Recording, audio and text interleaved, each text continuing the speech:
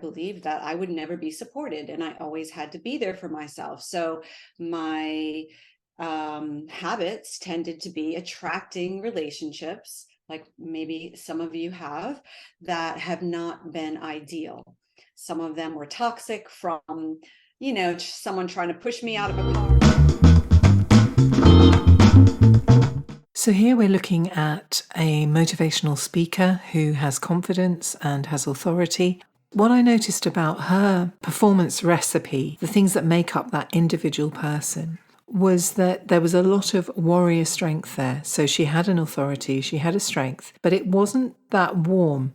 And because of that, what she was saying, although it was engaging because she had that presence, it wasn't emotionally affecting me as an audience. So we looked at working more with her altruistic archetype and bringing up those qualities and applying them to temper that warrior. So the more you bring up the altruist, the more the warrior subsides but is still present. And we talk a little bit later in this film about the combination of those two archetypes and how impactful it can be. The second thing we looked at was the landing points where the audience is really emotionally affected by what you're saying. And as a speaker, when you're writing a speech, or if you get to a point where you just speak on certain subjects, but you're improvising, you know when those touch points are there. You can feel them. And the reason you know that they're touch points is because they affect you emotionally too. So we looked at how you can elevate those touch points and give those touch points even more weight and importance with my status technique. And just remember, when you're telling the story, the touch points that they have, they're resonating with. Yes. So that you take that story to them. Yes. Because you know that what you're saying is what they've experienced in some shape or form, a feeling of wanting to feel more whole or feeling like something was missing. And they'll be relating that to their lives. So there's time for those moments to land. You can pause. Oprah Winfrey's a perfect example of doing that. She's awesome. Isn't she? She's such a lovely mix of warrior strength and altruist. Yes. I think when you've got warrior and altruist in equal measure, you create a feeling of trust in the audience. They trust you.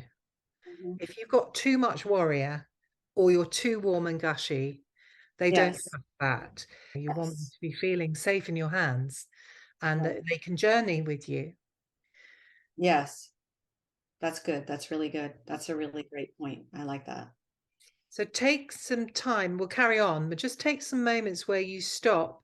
And if you hear yourself as you're speaking, saying something that's quite good, you can up your status a bit by just pausing. So give what you're saying status. So wanting to feel more whole.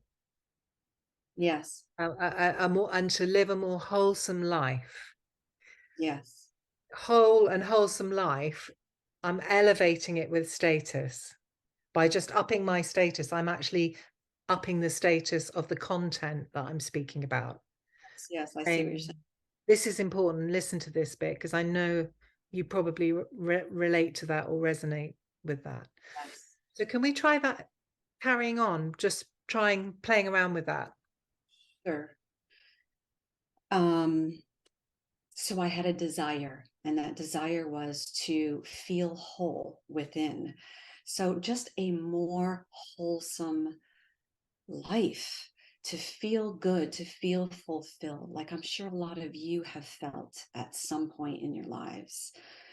My experiences throughout life in relationships drew me towards unhealthy situations, toxic relationships. But all of these types of situations, I was tending to attract because of where I was coming from, because I didn't have that wholeness that we all seek. Brilliant. I'm going to stop you there. I know you're in flow, but did that feel good? That felt good.